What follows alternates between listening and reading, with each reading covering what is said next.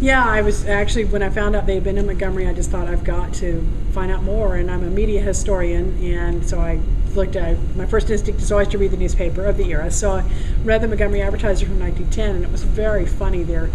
They were ticked off with the Wright Brothers because the Wright Brothers wouldn't play the publicity game. They wouldn't give interviews. But as soon as anybody saw that airplane in the air, it didn't matter anymore. Montgomery had an airplane, nobody else did. It was so exciting.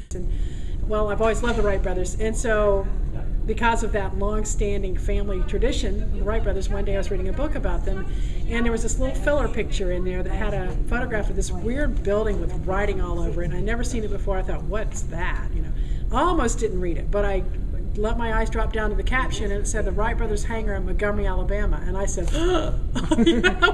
I didn't know. And I've lived in Alabama longer than anywhere. I never knew they were in Alabama, and I thought, I've got to know more about this.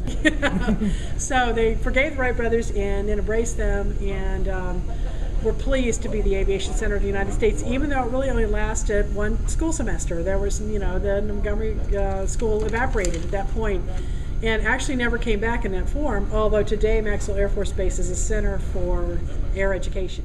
Budapest, Hungary thought the Wright Brothers were going to come fly there, and Wright Brothers said, no, we're in Montgomery. And that was just really heady. And everybody who read the newspaper knew that Montgomery had a good electric system, that they had a lovely river going through, that the governor had spoken to the Wright Brothers, and Wright Brothers had praised Montgomery for its progressiveness, and everybody had a good opinion of Montgomery thanks to this.